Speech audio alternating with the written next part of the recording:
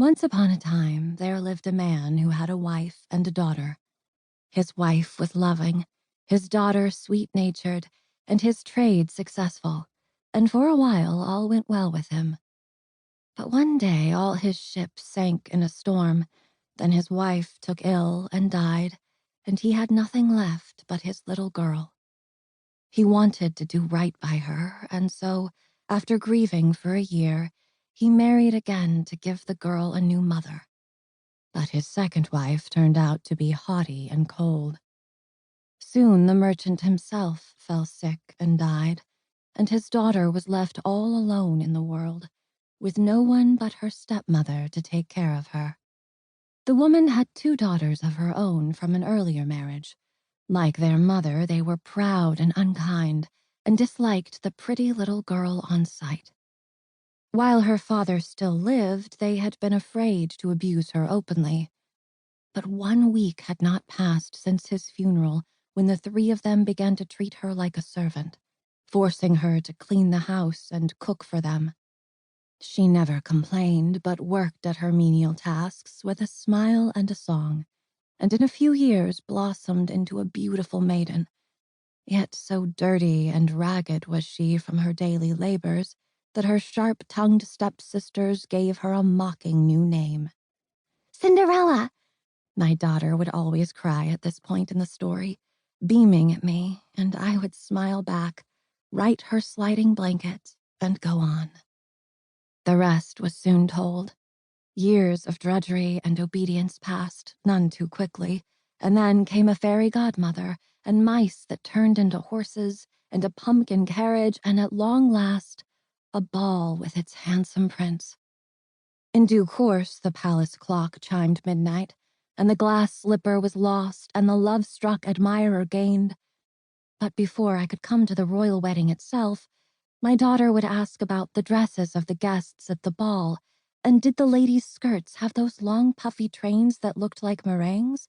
And if so, didn't the cute little pages with their scarlet stockings and silver trays trip over them and fall and spill the drinks all over everyone?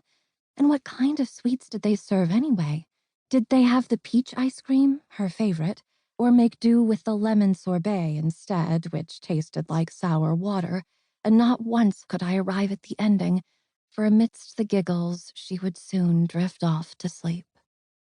She never wanted any other story told, only this one, and she never wanted it told in any other words.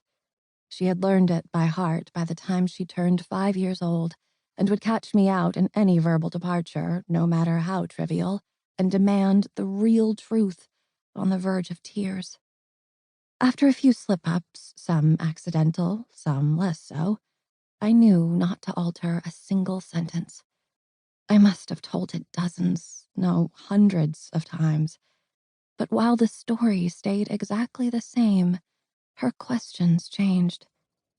When she was 6, she no longer asked about the ruffles and the desserts, but wanted to know if the glass shoes were not terribly uncomfortable to dance in, and whether the stepsisters were not upset to have been tricked. Those I could answer, smiling still. But one night shortly after her 7th birthday, she told me, Nanny says that love is like a plant.